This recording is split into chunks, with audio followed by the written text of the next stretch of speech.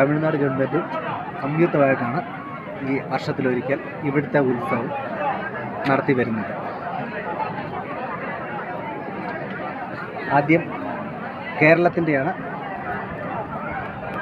കോവിൽ, അത് കഴിയുമ്പോഴാണ് തമിഴ്നാട് ക്ഷേത്രം. അത് കഴിയുമ്പോഴത്തേനും ഇവിടുത്തെ തന്ത്രി വന്നിട്ട് 2 ക്ഷേത്രത്തിലെയും കൂടെ ഒരുമിച്ചാണ് അവസാനം പൂജ അർപ്പിച്ച് ആണ് ഇതിന് സമാപനം കുറിക്കുന്നത്.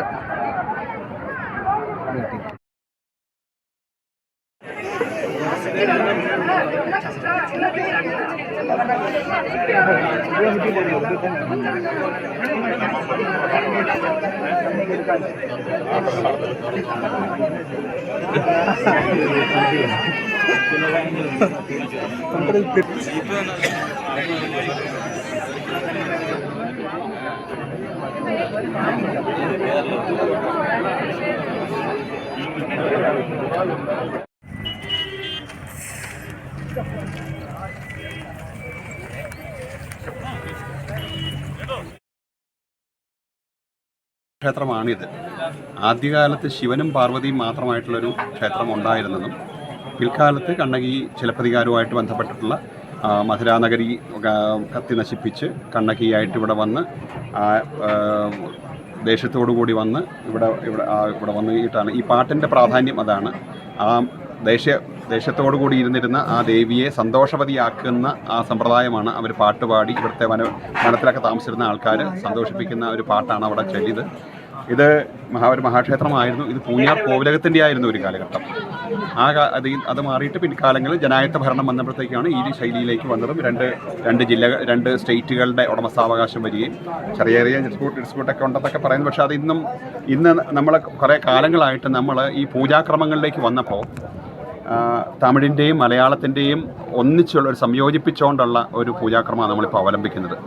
അതൊക്കെ തന്നെ ഒരു ടോളറേഷൻ്റെ ഒരു ഭാഗമാണ്. മാത്രമല്ല പുറമേ കേൾക്കുന്ന രീതിയിലുള്ള യാതൊരുവിധ തമ്മിലുള്ള അഭിപ്രായ വ്യത്യാസങ്ങളോ ഒന്നും തമിഴിൻ്റെയോ മലയാളത്തിൻ്റെയോ തമ്മിൽ യാതൊന്നുമില്ല. ഭംഗിയായിട്ട് പൂജകൾ നടക്കുന്നു.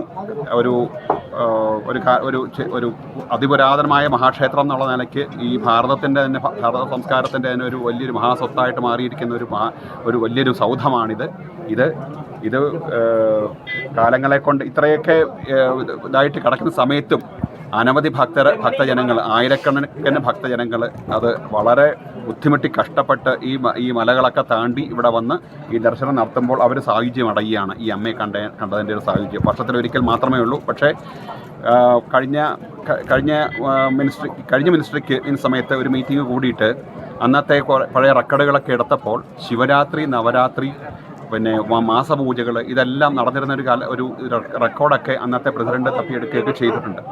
അത് വന്നിട്ട് മുഖ്യമന്ത്രിയുടെ മുൻപിൽ വെച്ചൊരു തുറന്ന ചർച്ച നടത്തുകയും ഇത് നമുക്ക് റിനോവേറ്റ് ചെയ്തിട്ട് ഈ പ്രകൃതിക്ക് അനുയോജ്യമായിട്ടുള്ള രീതിയിലുള്ള ഡെവലപ്മെൻറ്റ് നടത്തുകയും അതിനുശേഷം അദ്ദേഹം ഉദാഹരണം പറഞ്ഞത് കൊട്ടിയൂർ മഹാക്ഷേത്രം പോലെയാണ്. അത് ആ പ്രകൃതിക്ക് അനുയോജ്യമായിട്ടുള്ള രീതിയിലുള്ള വികസനങ്ങളും അതൊക്കെ പണ്ടെങ്ങനെയായിരുന്നോ ഈ ക്ഷേത്രം നിന്നിരുന്നത് അതേ രീതിയിലേക്ക് ആക്കിയിട്ട് ക്ഷേത്രാചാരങ്ങളൊക്കെ നിലനിർത്തുകയും മാസപൂജകളും ശിവരാത്രി, നവരാത്രി തുടങ്ങിയിട്ടുള്ള പണ്ടെങ്ങനെയാണോ നടന്നിരുന്നത് അതൊക്കെ വീണ്ടും അവലംബിക്കാനും കൂടിയായിട്ടുള്ള തീരുമാനം എടുക്കുകയൊക്കെ ചെയ്തു. പിന്നെ അതിൻ്റെ മുന്നോട്ടുള്ള ഒരു സാങ്കേതികമായിട്ട് എന്തൊക്കെയോ പ്രശ്നങ്ങൾ വന്നുകൊണ്ടാണ് ഇനി വീണ്ടും അത് ഈ ഗവൺമെൻറ്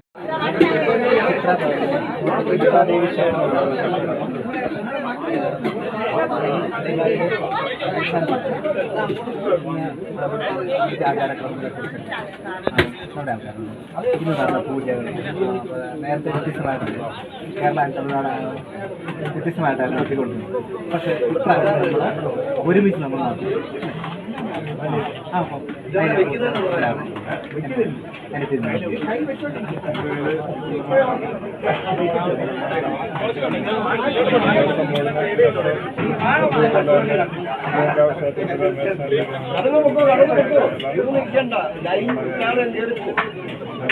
ഒരുപാട് ആൾ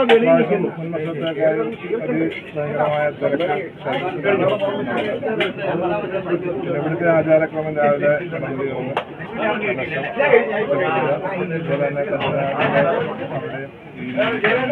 സംയുക്തമായിട്ട് നടത്തുവാൻ ഇപ്രാവശ്യം ഭഗവതിയുടെ അനുഗ്രഹം കൊണ്ട് സാധിച്ചു. ഇനിയും ആ രീതിയിൽ എല്ലാ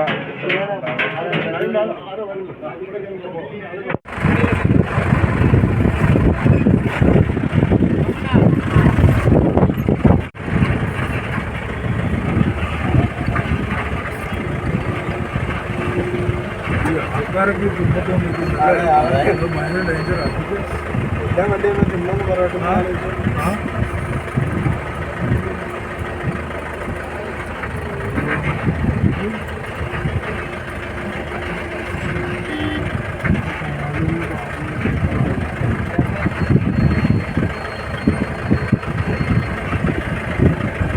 അങ്ങോട്ട് പോകട്ടെ, വീട്ടിലേക്ക് നോക്കിയാൽ പെണ്ണ് പോകും. ആഫീസ്